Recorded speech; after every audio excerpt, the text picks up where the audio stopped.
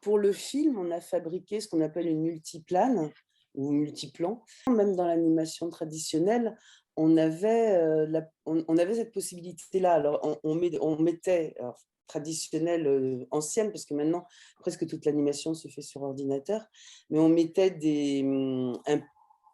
le décor sur un niveau, euh, des cellulos avec les personnages coloriés sur un autre niveau. Et puis, des fois, sur un troisième niveau, on mettait le premier plan, un arbre ou une branche ou quelque chose comme ça.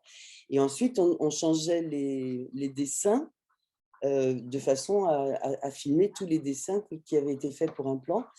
Mais le fait d'être en multiplan, ça servait surtout pour les mouvements de caméra, parce que quand on avait un mouvement de caméra avec l'appareil photo au-dessus, sur ces trois éléments, sur ces trois vitres qui bougeaient en général sur une table qui était conçue pour ça, du coup, on avait un mouvement relatif. Ça permettait d'avoir dans l'animation un mouvement relatif où le premier plan bouge plus vite que l'arrière-plan à cause de l'appareil photo qui a une…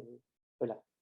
Et puis, ça permettait aussi, alors quand on avait effectivement ces trois niveaux de vitres dans l'animation traditionnelle, ça permettait de changer les cellulos des personnages qui étaient au-dessus du décor et en dessous des premiers plans, sans avoir à bouger le décor et le premier plan.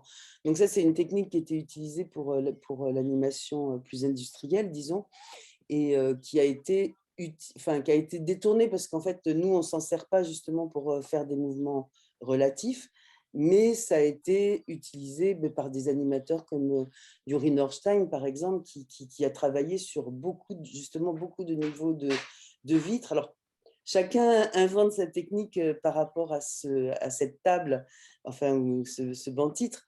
Yuri Norstein, effectivement, ça lui a permis aussi de travailler sur la profondeur, et ça permet bien évidemment, par rapport à un cinéma traditionnel, de pouvoir avoir en fonction de l'objectif qu'on va utiliser, maintenant c'est des appareils photo, mais avant ça pouvait être des caméras aussi, et en fonction de l'objectif, ça va nous permettre aussi d'avoir des flous en animation aussi, c'est-à-dire que en fonction de l'objectif, on peut avoir, et des ouvertures de diaphragme et tout ça, on peut avoir le premier plan flou et le fond net, etc. Enfin, voilà, on peut avoir aussi des flous, et c'est comme ça aussi qu'on utilise.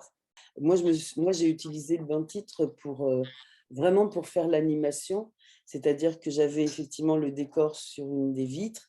Au-dessus, j'avais deux vitres pour peindre les personnages, et en fait, un peu comme en imprimerie, disons, pour séparer les couleurs, c'est-à-dire que toutes les couleurs claires, on les faisait sur une vitre, et les couleurs foncées, on les faisait au-dessus. Parce que si on mélange, alors à la peinture à l'huile, on travaillait à la peinture à l'huile, et si on mélange du blanc avec du noir, ça fait tout de suite un gris, alors que si on mélange du blanc avec un jaune clair, on va avoir une couleur qui va pouvoir continuer à être belle, et au contraire qui va s'enrichir de ces mélanges un peu accidentels. Voilà, donc on avait les couleurs claires sur une vitre, et puis bon, ça c'était le principe, et les couleurs plus foncées sur une autre vitre. Et après, on pouvait aussi avoir la possibilité d'avoir un personnage entièrement sur une vitre, et un autre personnage, si par exemple ils se croisaient, sur l'autre vitre. Après, les animateurs,